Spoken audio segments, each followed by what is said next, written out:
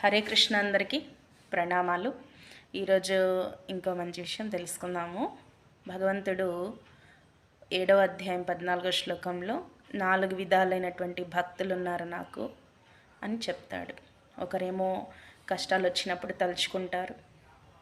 ఇంకో రకం భక్తులైతే జిజ్ఞాసులు, అంటే భగవంతుని తెలుసుకోవాలి, భగవతత్వం ఏంటో తెలుసుకోవాలి అని ఆరాటపడే జిజ్ఞాసులు కూడా నా భక్తులే అంటాడు. అలాగే అర్థార్థి, అంటే సంపదలు కోరేవాడు కూడా నా భక్తుడే అంటాడు. అలాగే జ్ఞాని కూడా నా భక్తుడే అనేసి భగవంతుడు 4 విధాలైనటువంటి భక్తులు నాకు చతుర్విధ భజంతే మాం అని భగవంతుడు చెప్తూ ఉంటాడు. మరి భగవంతునికి ఎవరి ఇష్టము అంటే జ్ఞానీచ, నాకు జ్ఞాని అంటేనే ఇష్టము అంటాడు. ఎందుకంటే జ్ఞాని అంటే ఎందుకు ఇష్టము అంటే ఈ జిజ్ఞాసు అనే భక్తులు, అలాగే సంకటంలో, బాధల్లో, కష్టాల్లో తలుచుకునే భక్తులు, అలాగే సంపద కోసం భగవంతుని అర్చించే భక్తులు చాలామందే ఉంటారు. కానీ భగవంతుని కోసమే, భగవంతుని గురించే తప్పించే భక్తుడు జ్ఞాని మాత్రమే.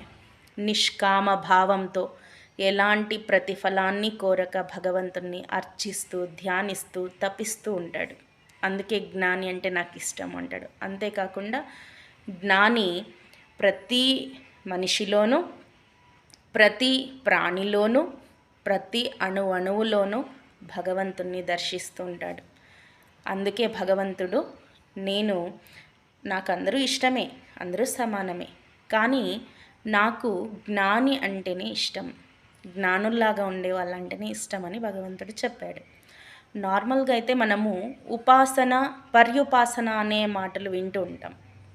ఏంటి ఉపాసనకు పర్యుపాసనకు లిటిల్ బిట్ తేడా ఉంది. ఏంటంటే ఉపాసన అంటే టైం ఉన్నప్పుడు, కష్టాలు ఉన్నప్పుడు, కన్నీళ్ళు వచ్చినప్పుడు, దుఃఖాలు వచ్చినప్పుడు, ఏదైనా ప్రయోజనం కోసము అప్పటికప్పుడు భగవంతుణ్ణి ఆరాధిస్తూ ఉంటాము. దీన్ని ఉపాసన అని అంటారు. మరి పర్యుపాసన అంటే ఏంటి అంటే ఆంజనేయ స్వామిలాగా ఎలాంటి నిష్కామభావం, ఎలాంటి ప్రతిఫలాపేక్ష లేకుండా ఆంజనేయ స్వామి శ్రీరామ నామాన్ని ఎలా జపించాడు, ఆయన రోమాలు కూడా రామ రామ అంటాయంట, అంతలా జపించాడు ఆ స్వామి శ్రీరామచంద్రుణ్ణి.